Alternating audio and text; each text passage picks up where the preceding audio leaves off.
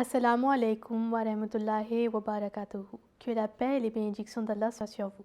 Aujourd'hui, nous nous retrouvons au studio de la MTA France pour un nouvel épisode de l'Édito. Alors, nous avons avec nous Madame Touba Wassim. Assalamu alaikum wa rahmatullah. Wa alaikum salam wa rahmatullahi wa barakatuh. Alors, vous êtes la secrétaire des étudiantes du secteur de la Seine-Saint-Denis. Et nous avons également avec nous Madame Hiba Takir. Assalamu alaikum wa rahmatullah. Wa alaikum salam. Alors aujourd'hui, nous allons discuter au sujet de l'azan, qui est donc traduit en français par l'appel à la prière. On s'est aidé de l'article intitulé Azan, appel à la prière, dont l'auteur est Maulana Ataoul Moujid Rachid, et cet article-là est publié dans la Revue des religions. Alors, comme vous l'avez sûrement deviné, nous allons discuter au sujet de l'azan, donc qui se traduit en français par l'appel à la prière. Cet appel qui permet d'appeler les disciples donc à la prière. Et donc voilà. Alors aujourd'hui, on va vraiment parler en détail de l'azan. Alors ma toute première question, je vais la poser à vous, Madame Wassim. Pourquoi est-il obligatoire de prier? Voilà, c'est ma toute première question pour débuter l'émission d'aujourd'hui. Oui, donc la prière dans toute religion est le pivot sur lequel repose la communion entre Dieu et l'homme, et elle a été préconisée par Dieu comme deuxième pilier de la religion universelle qui est l'islam. Donc l'objet de la création de l'homme selon l'islam et qu'il adore Allah. Donc d'ailleurs, Allah dit dans le Saint-Coran, chapitre 51, verset 57, donc je vais vous le citer, Bismillahirrahmanirrahim, wa ma khalaqtul jinna wal insa illa liya'budun. Et traduction, et je n'ai créé les djinns et les hommes que pour qu'ils m'adorent. Donc l'adoration signifie une obéissance totale à la volonté d'Allah. Et le saint prophète sallallahu alayhi wa sallam apporta le message d'Allah et expliqua en fait tous les commandements concernant la religion de l'islam. Jazakallah. Alors comme vous l'avez expliqué, la prière permet justement de maintenir, de garder un lien avec Allah. Quel est donc le rôle de la salat dans cette initiative? La salat, donc je précise, c'est la prière obligatoire pour les musulmans. Oui, donc la salat est le meilleur moyen de se rapprocher de son Seigneur et atteindre en fait sa proximité. Donc c'est l'un des plus grands piliers de l'islam. Et d'ailleurs, le mot salat apparaît à 80 reprises dans le Saint-Coran, ce qui montre son importance. Il est par exemple dit dans le Saint-Coran, chapitre 2, verset 44, « Et observez la prière et payez la zakat et inclinez-vous avec ceux qui s'inclinent ». Donc le Messie promis à l'islam a également mis l'accent sur la prière et il a dit, donc je vais vous citer ces paroles, « L'adorateur tire de sa salat un délice et un plaisir semblable à ceux que procure l'eau fraîche lorsqu'il est assoiffé. En effet, il boit cette eau avec beaucoup d'envie et il en tire un grand plaisir. » Donc cela signifie tout simplement, lorsqu'on meurt de soif et que l'on retrouve de l'eau fraîche, on en tire un grand plaisir. Et il en est de même pour celui qui est bien guidé lorsqu'il est pris. Autrement dit, il ressemble à l'affamé qui tombe sur une nourriture des plus exquises et qui s'en délecte. Et celui qui accomplit la vraie salat tire lui aussi un véritable plaisir de sa prière. En effet, il n'y a aucun doute à cela. Alors, vous avez parlé de la prière. Donc, pour avoir plus de précision à ce sujet, c'est vers vous, Madame Hiba Takir, que je me tourne. Quelle est en fait l'importance de la prière pour un musulman? Avant de répondre à votre question, j'aimerais citer les 5 piliers de l'islam qui nous aideront justement à comprendre l'importance de la prière. L'islam comprend 5 tâches qu'un musulman doit accomplir. Celles-ci sont connues comme les 5 piliers ou fondements de l'islam. Le premier pilier est la kalma shahada, qui est la déclaration de foi islamique, où la personne témoigne que nul n'est digne d'adoration excepté Allah et que Mohammed sallallahu alayhi wa sallam est le messager d'Allah. L'unicité de Dieu est la base de notre croyance dans l'islam. Le second pilier est la salat, qui sont les 5 prières quotidiennes. Le troisième pilier est la zakat, qui est une taxe perçue sur les biens des musulmans, payée en liquide ou en nature, dont le revenu est dépensé pour les nobles causes mentionnées dans le Coran. Le quatrième pilier est le jeûne durant le mois du Ramadan. Le cinquième pilier est le Hajj, qui est le pèlerinage à la Kaaba, qui se situe à la Mecque. Le musulman est tenu de faire ce pèlerinage au moins une fois dans sa vie. Jazakallah. Alors vous avez resitué justement la salat, qui est donc la prière, dans, disons, les tâches obligatoires d'un musulman. Maintenant, alors pour revenir au sujet de la salat, de la prière, et pour que vous puissiez répondre à ma question initiale, donc l'importance de la prière pour un musulman, quelle est-elle? Voilà, je vous laisse y répondre et je vous repasse la parole. Alors, de toutes les obligations, l'islam a accordé la plus grande importance à la salat. Il est du devoir de chaque musulman de prier 5 fois par jour. Hormis les 5 prières obligatoires, il y a d'autres prières qui sont optionnelles. Pour revenir plus en détail au second pilier de l'islam, qui est la salat, elle est répartie sur 5 prières quotidiennes, à savoir Fajr au lever du soleil, Zohar et Asr pendant la journée, Maghrib au crépuscule et Isha lorsqu'il fait nuit. Jazakallah. Alors on l'a très bien compris, avant de pouvoir faire la prière, on a déjà besoin de l'azan, de l'appel à la prière qui permet d'appeler les disciples à faire la prière, donc qui se suit ensuite par la prière. Mais avant tout, j'aimerais qu'on s'attarde sur l'historiographie et pour cela, je me tourne vers vous, Madame Bassim. Oui, donc je vais vous parler de la naissance de cette pratique de la azan. Donc l'un des compagnons du saint prophète Mohammed sallallahu alayhi wa sallam, le père de Mohammed bin Abdullah bin Zaïd, a déclaré que le saint prophète Mohammed sallallahu alayhi wa sallam pensait utiliser une corne ou un gong pour appeler les fidèles à la prière. Et ceci a été rapporté également dans un hadith de Bukhari. Et Abdullah bin Zaïd a déclaré qu'il a vu dans un rêve une personne qui portait des vêtements verts et qui tenait à la main une cloche. Et il lui a demandé: ô serviteur d'Allah, voudras-tu me la vendre? Et cette personne lui a répondu: qu'est-ce que tu feras avec cela? Et il lui a répondu qu'on l'utilisera pour appeler les gens à la prière.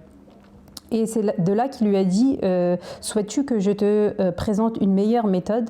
Et il lui a répondu oui, certainement. Et c'est de là qu'il lui a en fait enseigné les paroles de la azan. Ensuite, Hazrat Abdullah raziyallahu anhu est parti voir le saint prophète Mohammed sallallahu alayhi wa sallam et lui informa de son rêve et d'où il voyait les paroles de la azan. Et par conséquent, le saint prophète Mohammed sallallahu alayhi wa sallam lui demanda d'aller voir Hazrat Bilal raziyallahu anhu pour lui faire apprendre ces paroles afin d'effectuer l'appel à la prière, car ce dernier possédait une voix qui était portante. Donc, quand Hazrat Umar entendit ces paroles, il alla également voir le saint prophète Mohammed sallallahu alayhi wa sallam et lui informa qu'il avait vu également ces mots à travers un rêve. Donc, subhanallah, on voit qu'à travers ces deux rêves que Dieu a vraiment guidé le saint prophète Mohammed sallallahu alayhi wa sallam et son peuple. Jazakallah. Alors, est-ce que dorénavant, vous pouvez nous dire d'où est-ce que la pratique de faire l'azan en direction de la Mecque est-elle venue? Oui, donc quand le saint prophète Mohammed sallallahu alayhi wa sallam arriva à Médine en provenance de la Mecque, il se tournait vers Jérusalem pendant ses prières et il a maintenu cette pratique durant 16 ou 17 mois, comme il est d'ailleurs affirmé dans le Tafsir et Kabir, volume 2, page 244, écrit par Hazrat Muslim Maud raziyallahu anhu, et dans lequel il est dit: le saint prophète sallallahu alayhi wa sallam priait en direction de Baytul Muqaddas, c'est-à-dire Jérusalem, durant 16 ou 17 mois. Cependant, ce dernier aimait s'orienter vers la Kaaba. Donc par la suite, il a reçu l'ordre de s'orienter vers la Kaaba. D'ailleurs, dans le Saint-Coran, il est dit, chapitre 2, verset 145. Donc je vais vous citer. En vérité, nous te voyons tourner le visage vers le ciel. Assurément, nous te ferons tourner le visage vers la Qibla que tu aimes. Tourne donc le visage vers la sainte mosquée et où que vous soyez, tournez le visage vers elle. Et c'est eux à qui le livre a été donné savent bien que la vérité qui vient de leur Seigneur et Allah n'est pas inattentif à ce qu'ils font. Donc lorsque les musulmans s'installèrent à Médine et qu'ils purent vivre et pratiquer leur culte relativement en paix, Le saint prophète sallallahu alayhi wa sallam nomma Hazrat Bilal anhu muezzin, c'est-à-dire celui qui appelle les fidèles à la prière. Donc étant d'Afrique, ce dernier, il ne prononçait pas la lettre shin en arabe ashhadu alla ilaha, mais il disait ashhadu alla ilaha. Et les croyants médinois riaient de cette prononciation. Donc, en ayant eu connaissance de cela, le saint prophète Mohammed sallallahu alayhi wa sallam les a repris et leur a dit que vous vous moquiez de Hazrat Bilal anhu, mais Dieu sur son trône est ravi d'entendre son azan. Jazakallah. Alors justement, puisqu'on parle d'histoire, est-ce que vous pouvez nous dire qui était le premier muezzin? Oui, donc Hazrat Bilal anhu est le premier muezzin de l'islam. Tout au long de sa vie, il a servi en tant que muezzin du saint prophète Mohammed sallallahu alayhi wa sallam lors de ses séjours et de ses voyages. D'ailleurs, il y a une anecdote à son sujet. Lorsque le saint prophète Mohammed sallallahu alayhi wa sallam est décédé, Hazrat Bilal a arrêté de faire les appels à la prière pour cause de tristesse. Mais lorsque Hazrat Umar lui a demandé de faire la azan et qu'il arriva à la formule Ashhadu anna Muhammadar Rasulullah, les sanglots ils ont étouffé sa voix et ils se sont tous mis à pleurer, se souvenant ainsi de l'époque du saint prophète Mohammed sallallahu alayhi wa sallam, qui était tout simplement une époque des plus divines. Jazakallah, Madame Bassim, pour cette anecdote.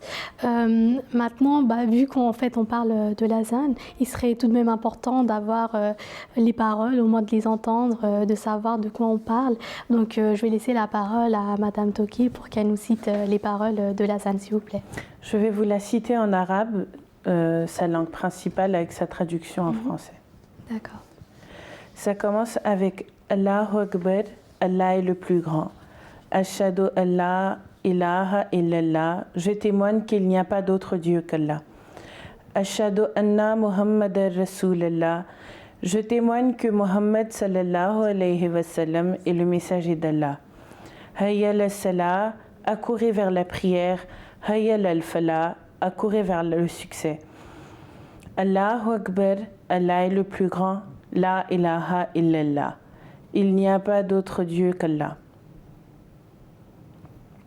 Donc je vous ai présenté la traduction de l'azan, mais il faut savoir que l'appel à la prière du matin, donc celle de Fajr, il y a une légère différence. Jazakallah. Alors déjà, dans un premier temps, c'est bien de nous avoir présenté en arabe et puis avec la traduction française. Ça permet vraiment de comprendre en fait ces mots. Et vous parlez alors d'une légère différence. Si vous pouvez nous la préciser. Oui, il y a des mots en plus qui sont les mots suivants. As-salatu khairum minan nawm, la prière vaut mieux que le sommeil. Il est cité 2 fois entre Hayya al-falah et Allahu Akbar. Jazakallah. Pouvez-vous nous expliquer le sens et surtout nous expliquer pourquoi est-ce que ces mots sont plutôt indiqués pour l'appel à la prière prononcé lors du matin? La prière du matin est offerte assez tôt, comme on l'a vu précédemment. Pour vous donner une idée, en France, elle se trouve entre une fourchette de 4h à 7h30. Comme je l'ai dit précédemment, on a des heures qui varient énormément en Occident, ce qui explique cette tranche assez large d'horaire. Et donc, ces mots sont récités pour l'appel à la prière du matin, tout simplement parce que c'est le matin et donc on appelle les dévots à se réveiller et prier, à sacrifier leur sommeil, un sacrifice qui est apprécié par Allah. Jazakallah, Madame Tokir. Dorénavant, Madame Bassim, est-ce que vous pouvez nous détailler l'environnement en fait qui se crée lorsque l'appel à la prière est offerte et prononcée? Comment en fait elle se fait?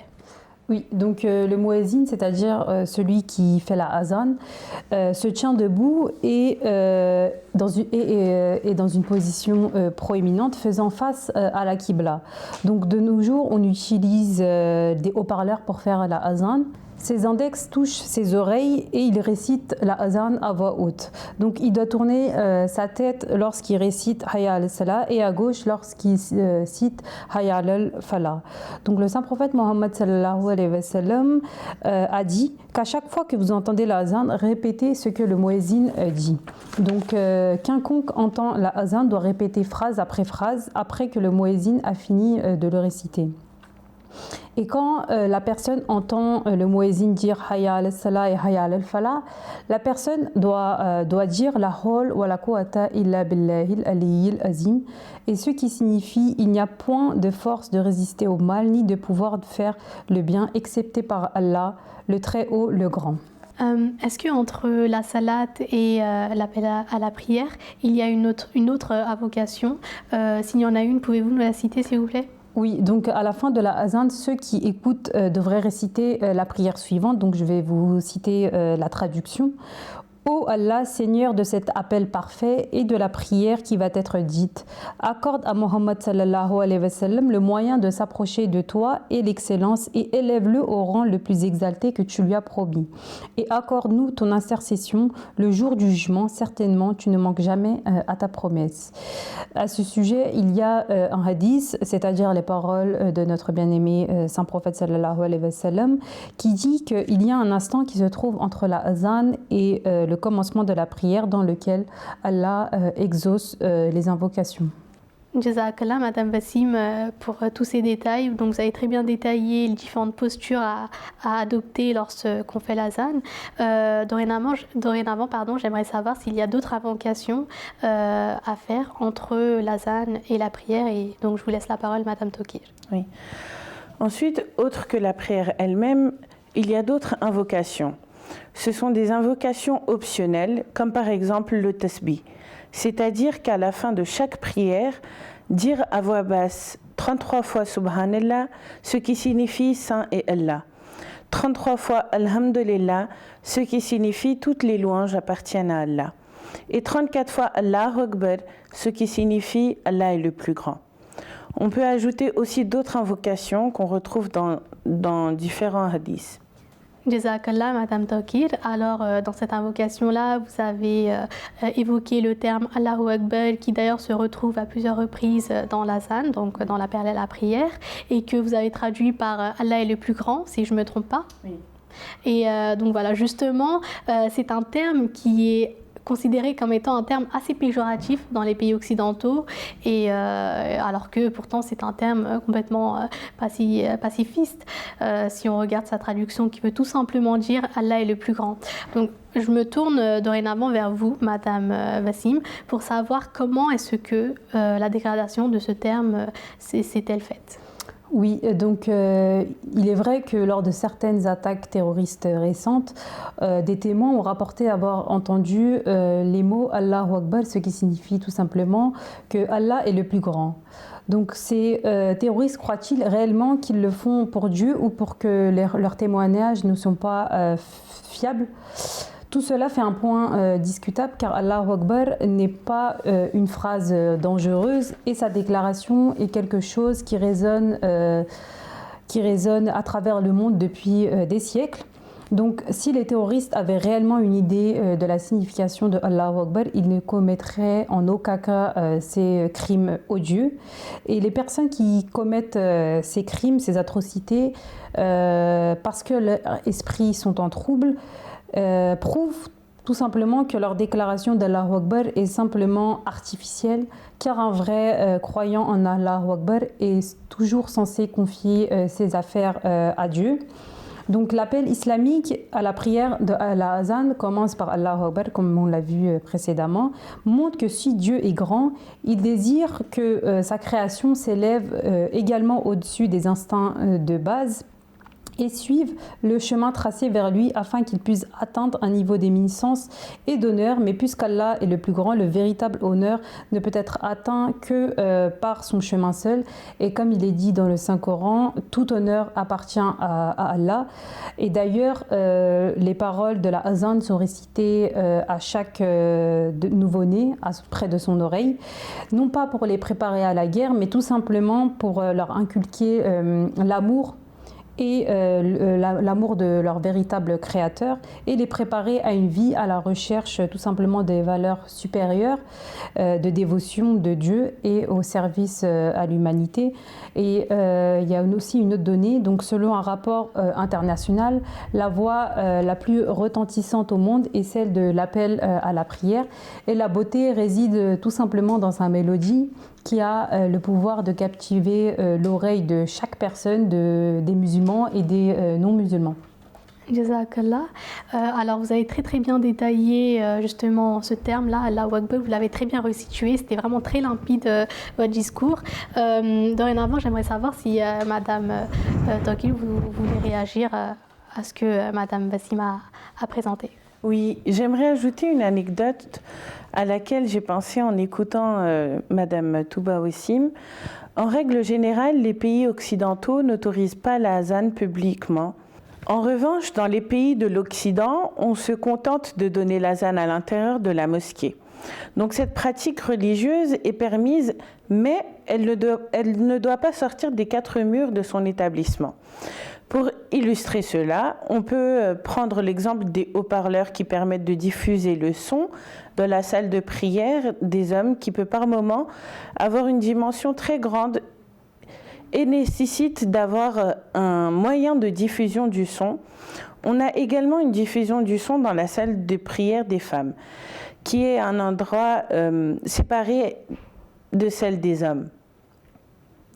Pendant cette période de pandémie, on a vécu plein de changements ou de faits exceptionnels. Par exemple, il y a des pays comme le Royaume-Uni et l'Allemagne où les autorités ont donné l'autorisation à certaines occasions à la communauté musulmane Ahmadiyya d'effectuer l'azan publiquement avec un haut-parleur, comme par exemple à Beit el-Foutou pour l'occasion du mois béni du Ramadan en 2020. Donc voilà, c'est tout de même un autre aspect des pays occidentaux qui ont compris que l'islam est une religion de paix. Jazakallah, Madame Tawkil, pour cette anecdote. Alors moi, je n'étais vraiment pas au courant en fait à propos de ce que vous avez mentionné. Est-ce que vous, Madame Bassim, vous étiez au courant ? Oui, bien sûr, cela a fait le tour des réseaux sociaux, notamment sur Twitter où on voyait une vidéo du muezzin réciter à haute voix la azan sur les rues de Londres. Ça a été un moment d'une grande émotion et une évolution que toute la Jamaat était ravie d'effectuer, et même le muezzin n'a pas pu contenir ses larmes. Donc Allah nous permette d'exercer notre culte relativement en paix, avec dévotion et amour.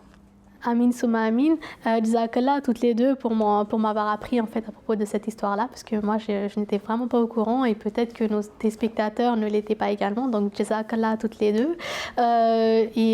J'espère également que, Inch'Allah, on va avoir plus de progrès. Et puis c'est vrai que pendant cette pandémie, il y a certes eu beaucoup de côtés négatifs. Souvent les personnes le voient comme ça, mais il y a également des côtés positifs. Donc Jazakallah toutes les deux.